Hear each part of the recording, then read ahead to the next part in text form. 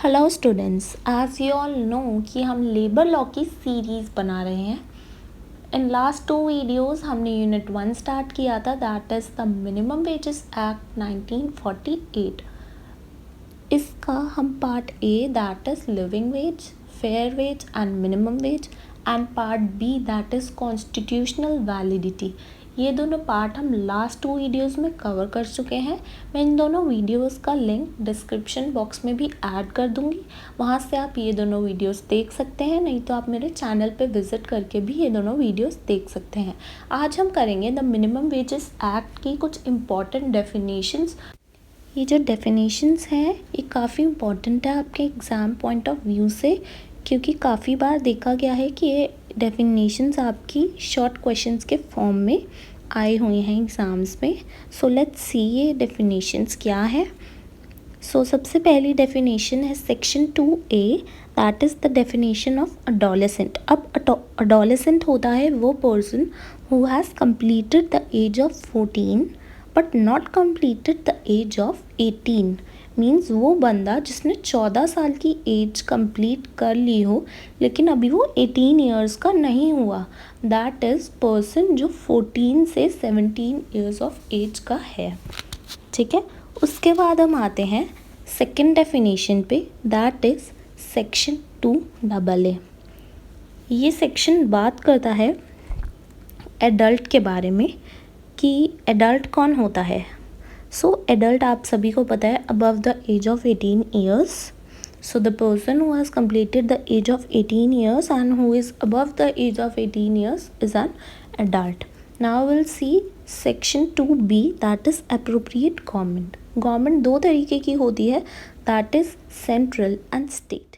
जो भी एम्प्लॉयमेंट्स हैं for say MRPO means mills, railways, ports, oil fields, वो आते हैं आपके सेंट्रल गवर्नमेंट के अंदर। तो MRPO इन चारों चीज़ों के लिए आपकी अप्रोप्रिएट गवर्नमेंट होगी सेंट्रल गवर्नमेंट एंड अदर्स के लिए स्टेट। अब आते हैं चाइल्ड की definition, that is section 2BB। Child वो पर्सन होता है जिसने not completed the age of 14 years. अब स्टार्ट होती है हमारी सबसे important definition, that is section 2E employer. Employer वो पर्सन होता है जो किसी वर्कर को हायर करता है। WR means worker. सो वो पर्सन जो किसी वर्कर को हायर करता है, तो वो पर्सन वर्कर को डायरेक्टली भी हायर कर सकता है और इनडायरेक्टली भी हायर कर सकता है। सो अगर कोई फैक्ट्री है तो उस केस में उसका मैनेजर या ओनर वो एम्प्लॉयर होगा। लेकिन अगर कोई गवर्नमेंट एम्प्लॉयमेंट है तो इस केस में वो बंदा एम्प्लॉयर होगा जो गवर्नमेंट ने अपॉइंट किया है उस जगह की सुपरविजन एंड कंट्रोल के लिए, या फिर head of the department employer होगा। सो अब देखते हैं वेजेस की डेफिनेशन। ये भी बहुत इंपॉर्टेंट है, काफ़ी बार एग्जाम्स में पूछी गई है शॉर्ट क्वेश्चंस में। सो वेजेस की डेफिनेशन आती है अंडर सेक्शन 2H। सो वेजेस वो होती हैं सारी remunerations including all remunerations including house rent allowance, और वेजेस हमेशा इन कैश होती है। ओके, सो सारी रेम्यूनरेशंस और हाउस रेंट अलाउंस जो कि कैश में है वो वेजेस हैं। बट क्या क्या वेजेस में नहीं आती? So gratuity, value of house accommodation, provident fund and travelling allowance, ये सब वेजेस की डेफिनेशन में इंक्लूडेड नहीं होते। Next definition is of employ. ये भी बहुत इंपॉर्टेंट डेफिनेशन है, काफ़ी बार पूछी जा चुकी है एग्ज़ाम्स में शॉर्ट क्वेश्चंस में।